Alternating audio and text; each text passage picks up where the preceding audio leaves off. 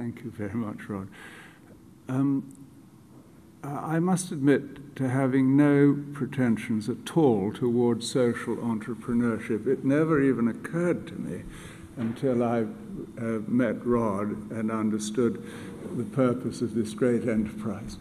But I married a wonderful lady who was a painter, and she had no interest in anything material at all. I mean, money, clothes, that wasn't the issue as far as she was concerned. In fact, she once got brought back from Regent's Park by the police to our house because she was dressed straight from her studio with a beret and sort of dungarees and various things, and the police thought she was a man, which I must admit all our 5 kids and so on thought was very funny. But anyway, she didn't have an interest in worldly things at all.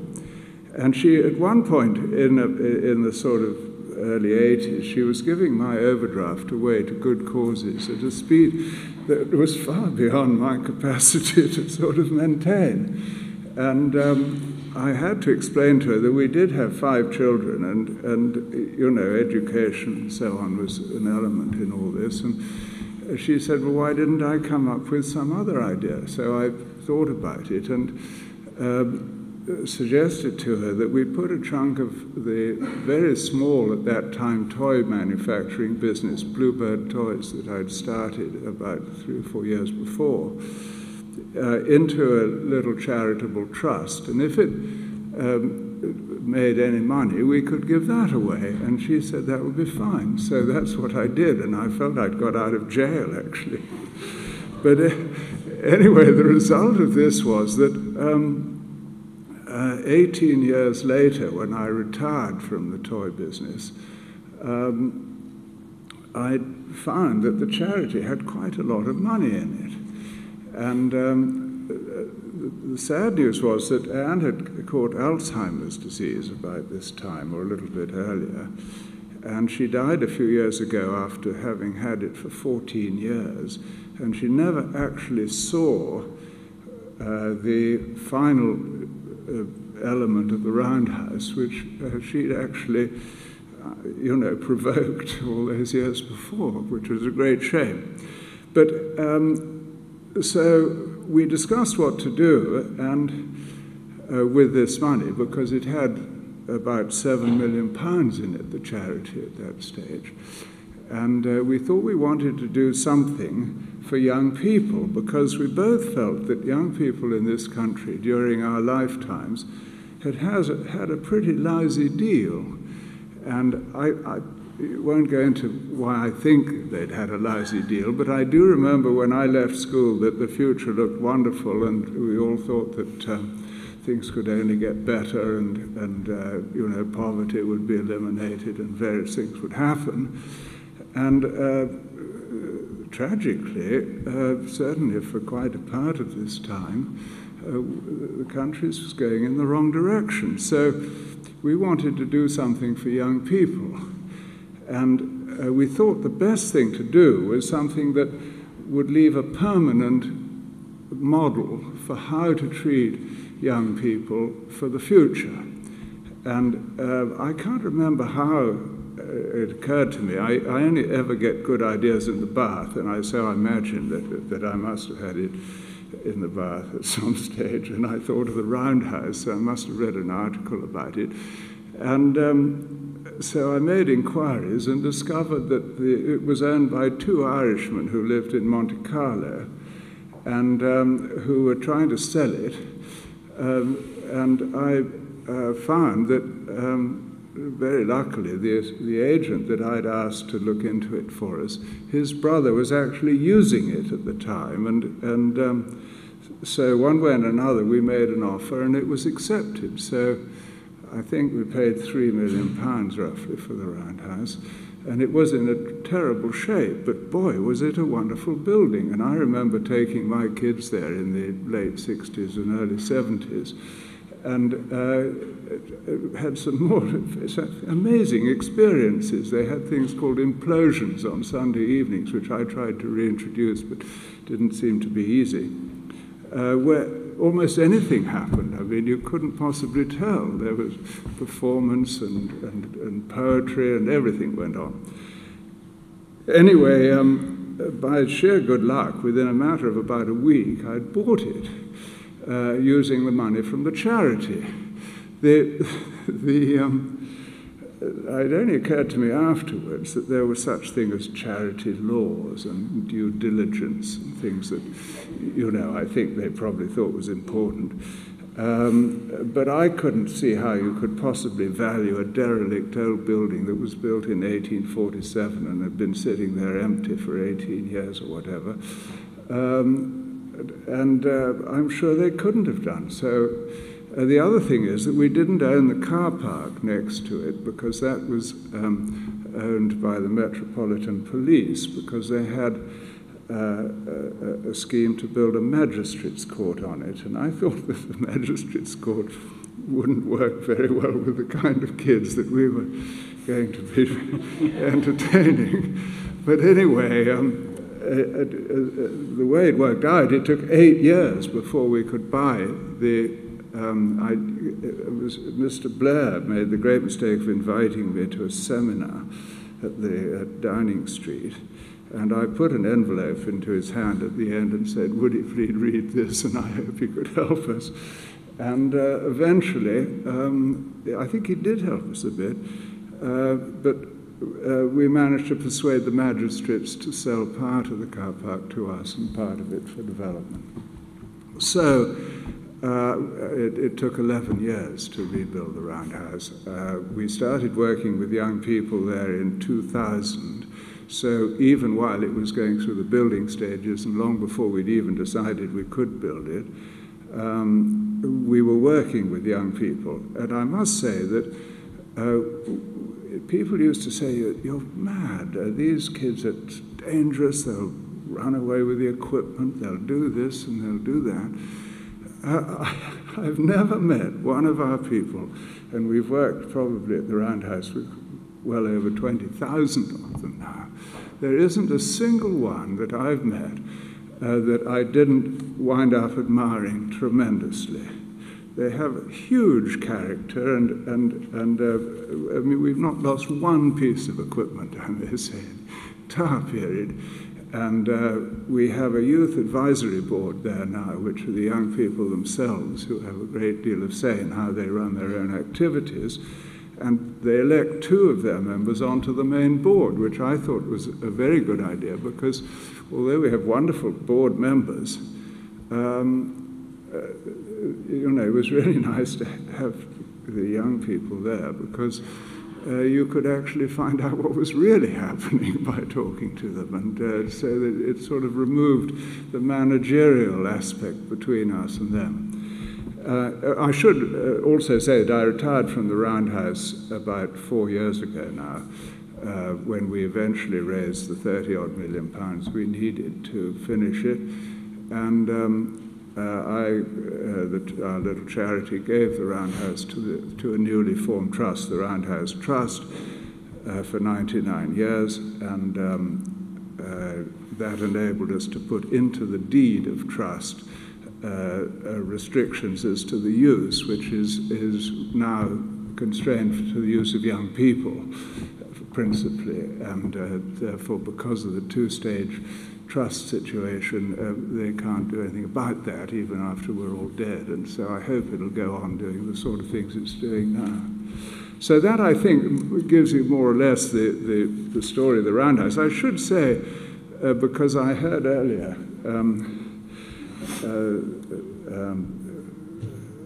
Sinclair saying that you must employ young people and so on. We had a rule when I set up the Roundhouse that we wouldn't employ anybody who was more than half my age, which I thought was quite good, but I've become so old now that actually it doesn't have much restriction at all. And the other thing is that we did need a certain amount of sort of dogged persistence during it, because we weren't one of those organizations that came naturally to charities to support, because there was loads of money going to the South Bank, to the Opera House, to the Royal Shakespeare, to all kinds of very worthy and terrific causes. But for, an organization in North London working with disadvantaged kids, which hadn't raised a fraction of the money that it needed, and didn't own the land next to it, so you couldn't ride a bicycle up to it legally, it wasn't an easy job, and people used to say, it's the stupidest thing you've ever done, you'll lose your shirt and the charity and everybody will have to get their money back, and so on. But in the end we persisted, and it took about 11.5 years, and now I'm pleased to say we're actually doing our own young people's productions. The Roundhouse itself generates about £1.5 million profit through the bars and the catering and the letting fees and so on that we do. But unfortunately it spends about twice that on the young people, so that doesn't mean we don't always need help, but at least we're not going to go bust. And so it's become, I think, the third most popular venue in London for young people. It's regenerated a big chunk of thing. And I can only say that I wish all my bloody bath time ideas worked out as well. Thank you. Questions, comments, observations? Giles. Hold on. It produces a profit of £1.5 million, and you spend twice that. Where does the other £1.5 million come from each year? I retired from it 4 years ago, so I can't tell you the detail of it, but I can say that the Arts Council have been very kind to us in the fact that they continue to support us at a significant level even after the latest cull, because of the concentration that we had on young people and regenerating young people and so on. I have to say, when I started the Roundhouse, all the talk was about young people and so on, but I couldn't get a single funder or a public funder or any other funder to pay even the blindest bit of notice to that. So it was, it took time. Yes, any other questions? Yes, ma'am. Sir. Just somebody right behind you. Hi, I'm Lee from Made by Young People. It's just a bit of advice that I'm after, really. When we started, we kind of teach young people about business and entrepreneurship and enterprise. And we found that there's lots of trusts and funds that we can go to if we teach, I don't know, DJ workshops or, I don't know, sport. But if we want to teach young people about business, we find it really hard to get funding. I wondered if you could offer any advice. I don't know. We actually have a sort of principle at the Roundhouse that we're not trying to give anybody an education in anything. What we're trying to do is to put into their hands the technical equipment and so on that will give them an opportunity to do things, and then to have available to them the help and so on that they need to do it. The trouble with, we do work with a wide range of smaller organizations all around North London. Tribal Tree was one, for example, but there, we work with a chicken shed, we work with all kinds of people.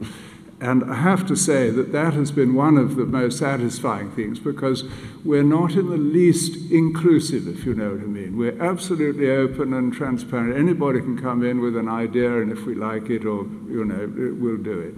But I can't really give you much advice, I'm afraid. Any other questions? Okay, I want to ask you about flying. We'll skip the second subject and go right to the... Well, if there's anything you want to say about Britain. Too much.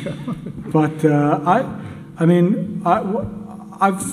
I read your book, so I read this book. I found it quite interesting. And your passion for flying, I just think, is really fascinating, because if I may say, I mean, your father was killed in a flight accident. One of your best friends, Nick, was killed in an accident.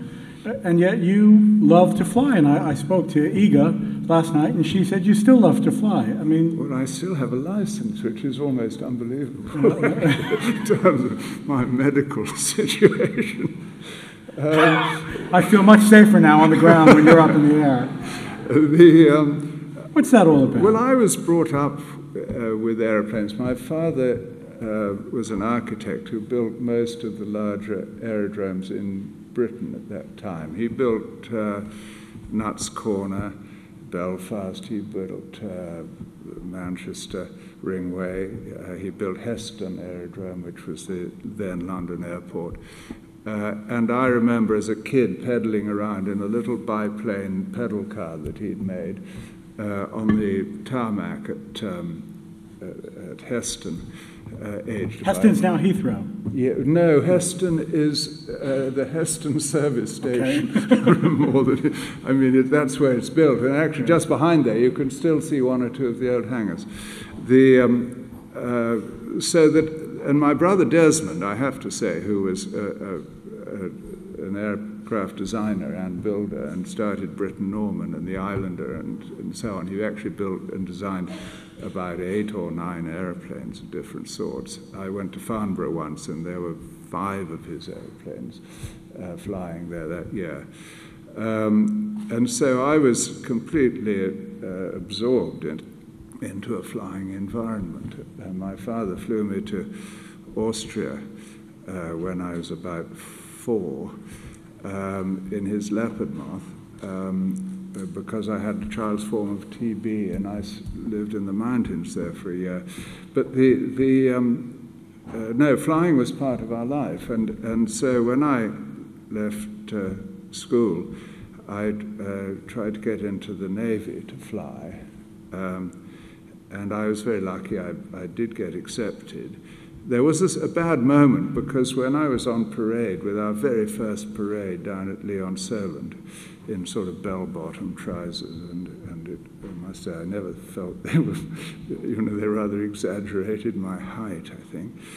But anyway, the commander air said, "How tall am I?" I said 6'2½", because I knew there was a limit, but I couldn't remember what it was. He said, "That's rubbish." He said, "I'm 6'3", and you're at least 4 inches taller than I am." And I said, "Well, I'm so sorry, but last time I measured myself, I thought it was 6'2½". So he said to the chief petty officer, "Take this man away and measure him." So I went off to the gym, left, right, all that stuff, and I bent my knees, of course, and I asked him how it come out. The chief, he said, "I make it 6'2½", sir." So I said, "Well, thank you very much," and I never heard any more about it. But then when I started to fly, the Navy still had in those days naval Spitfires, and after going through training and so on, I got to fly these up in Lossiemouth. And I must say, a Spitfire is the most beautiful airplane, and these were very powerful ones because they had big Griffon engines, which were 300 or 400 horsepower more than the basic Merlin engine. And but when you got in, it was rather a struggle to get in for me, I found. And I found my feet on the pedals and things, but I could manage it all right. And I was doing fine, I thought, after about a week or two. And I said to somebody in the bar, "Why is it that they don't fit artificial horizons in these aircraft? I mean, they've been around forever. And in bad weather, they're quite useful and so on." At which point the bloke fell about laughing, and the trouble was that I hadn't seen it. There was a gun sight right in front of your eyes in the window, and I couldn't get down low enough to see the artificial horizon that was underneath it. So it was a little awkward. My lying, fibbing, I prefer to call it,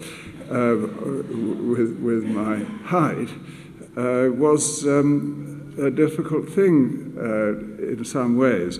I find it much later the same, actually, because although I flew Sea Furies for deck landings and things, that was in the days when deck landings were really deck landings. You didn't have an angled deck. You were landing on a sort of postage stamp that was going up and down, maybe 12 feet or something, towards 3 wire barriers and a whole lot of parked aeroplanes in front, and you couldn't see over the nose, which was 12 feet above you, and a big round sort of 3,000 horsepower engine. You had to come at a very steep angle and so on. And eventually I got the technique, but it was very different from the way it's done these days. And but still, at that age, you don't sort of fuss about any of this, and it was terrific. But when I left the Navy after my national service, I joined 601 Squadron, which my 2 brothers were in, and my father had been the CO of before the war. And they were flying, and we flew initially Meteor 4s, but then we got Meteor 8s, which were a good deal better, but they looked the same much. And when I was getting into it for the first time, the commanding officer, Chris McCarthy-Jones, said to me, "How tall was I?" And I said 6'7", and he said, "Well, I've got a little bit of, do you want the good news or the bad news?" And I said, "Well, I better have the bad news." He said, "Well, don't use the ejector seat." He said, "You'll lose both your legs from 4 inches above the knee." So I said, "Well, how do you get out of the bleeding airplane, if you need to?" And he said, "Well, I would suggest you eject the canopy, undo your straps, turn the thing on its back, push your foot on the stick really hard, you'll come out like a cork," he said.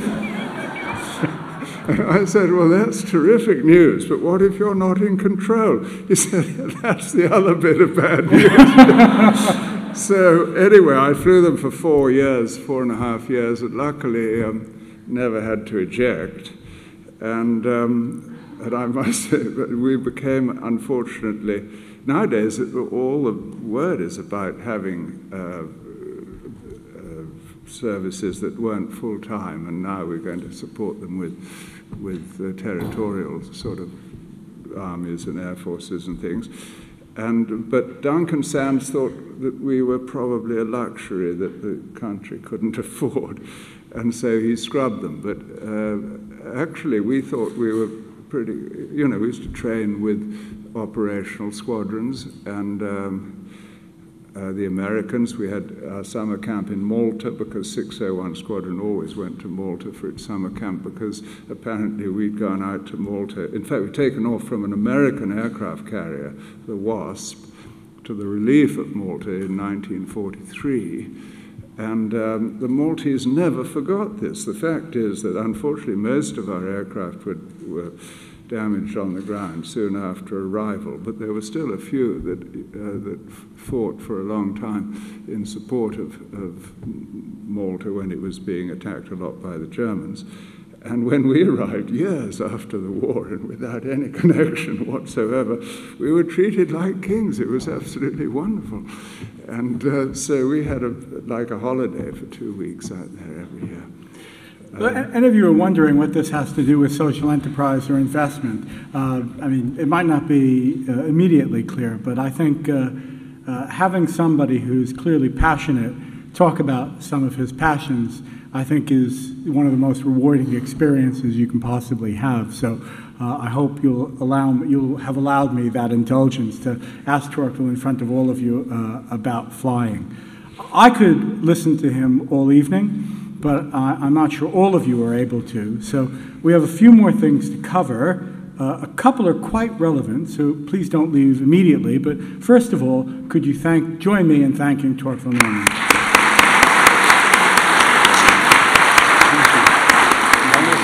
Thank you.